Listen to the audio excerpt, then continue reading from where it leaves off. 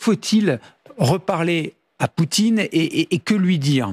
On a le sentiment que ça se précipite. Alors, le contexte, la toile de fond générale, c'est évidemment M. Trump qui arrive aux affaires à la Maison-Blanche dans moins de 3 semaines.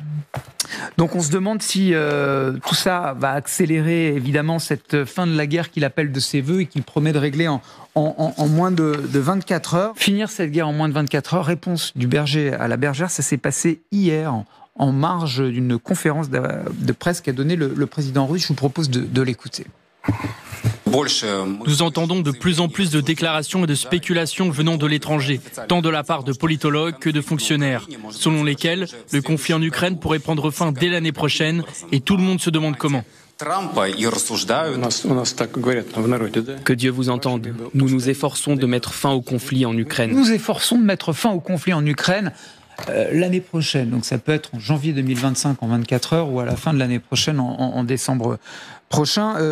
Et je reprends le propos très laconique de Vladimir Poutine, Michel Derkansky. Il dit en quelques mots que Dieu vous entende, nous nous efforcerons de mettre fin au conflit en Ukraine. À qui il faut s'en remettre? Il faut s'en remettre à Dieu ou à Trump? À Dieu, naturellement. Tous les acteurs de cette scène terrible, d'un côté les Ukrainiens, de l'autre côté les Russes, savent que le calendrier politique est en train de pivoter, qui va pivoter radicalement à partir du 20 janvier, à la fois sur la scène intérieure américaine et sur la scène extérieure. Après, c'est toujours pareil, les scénarios ils sont sur la table, c'est de quelle manière Trump va réussir à convaincre les deux co-belligérants, les Ukrainiens et les Russes.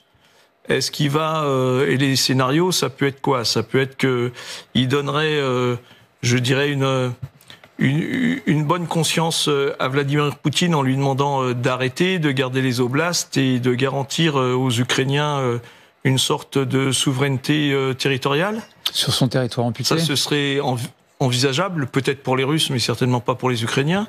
On n'a que des antagonismes sur leurs désaccords, c'est le cas de le dire. Aujourd'hui, qu'est-ce qu'il peut faire? C'est tordre le bras à l'un ou à l'autre au cas où un des deux refuse. Donc il peut augmenter les enchères vis-à-vis de l'Ukraine en disant je vais complètement vous déshabiller si vous acceptez pas mes conditions. Et à l'inverse, dire aux Russes Monsieur Vladimir Poutine, si vous acceptez pas, moi je vais ouvrir un feu vert au-delà de ce que Biden l'a fait.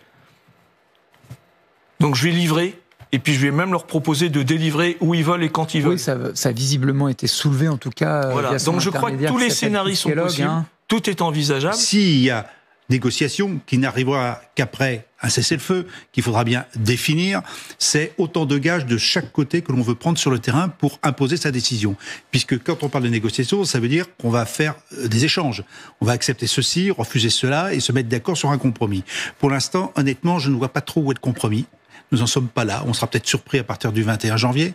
Peut-être que justement, les belligérants seront peut-être moins exigeants sur leurs exigences, mais je pense que jusqu'au 21 janvier, on cherche à avoir le maximum d'avantages sur le terrain, et qu'après, on verra bien. Mais à la date d'aujourd'hui, on ne voit pas quelles sont les conditions de l'échange. Oui, on ne les voit pas. De chaque côté, on maintient la pression, de chaque côté, on maintient ses objectifs, et que pour l'instant, sur le terrain, l'armée russe avance. Ça, c'est une réalité. Il n'y a pas de conflit.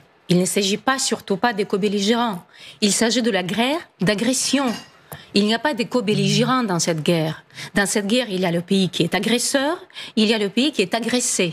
Donc, de quel consensus vous pouvez parler s'il y a une victime et un agresseur?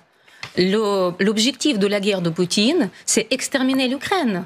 C'est le faire de l'Ukraine une deuxième Biélorussie, qui sera une vassale et satellite de la Russie, pour que Poutine puisse assurer sa politique dont il rêve depuis toujours, depuis son élément au pouvoir, c'est restaurer l'Union soviétique. Mais d'après justement ce que vous en savez depuis vos contacts du côté de Kiev, on est dans quel état d'esprit? Parce que là, ça sont effectivement les desiderata ukrainiens, c'est-à-dire qu'on a peur d'être vassalisé par la Russie, mais est-ce qu'à un moment donné... On n'a pas peur d'être vassalisé de la Russie, nous sommes été vassalisés de la Russie, et on essaie de sortir de cette l'Ukraine résiste, elle le fait depuis bientôt 3 ans. Est-ce qu'elle n'est pas lassée, la population ukrainienne, et est-ce qu'elle ne demande pas à un moment donné que des négociations s'engagent fermement? Vous dites que les mots sont posés. C'est important, ça. L'autre mot qui est important, quand nous parlons de tout ce que vous appelez négociation, nous sous-entendons les entretiens. c'est pas la même chose. Parce qu'on peut rien négocier avec Poutine, comme vous dites, général. Quel compromis? Parce que dans les négociations, on trouve le compromis, n'est-ce pas? Dans les entretiens, on pose le problématique pour voir où nous sommes à ces moments-là. Ce que nous sous-attendons sur la voie diplomatique, c'est la pression sur Poutine. Les sanctions qui fonctionnent. Quand vous attendez que les sanctions ne fonctionnent pas, c'est la musique du narratif de Poutine. C'est lui qui est intéressé de dire que les sanctions ne fonctionnent pas. Selon les experts en économie, les sanctions marchent de telle manière que la Russie pourrait tenir dans cette guerre jusqu'à juin 2025. Et après, il va s'écrouler. Puis, ce que nous attendons aussi de Trump, il y a les histoires du prix de pétrole qui pourraient être changées. En ce qui concerne le lieu des négociations, oui, Fico a dit qu'il serait heureux de les accueillir dans son pays. Nous n'y sommes pas opposés, pourquoi pas, puisque la Slovaquie adopte une position neutre.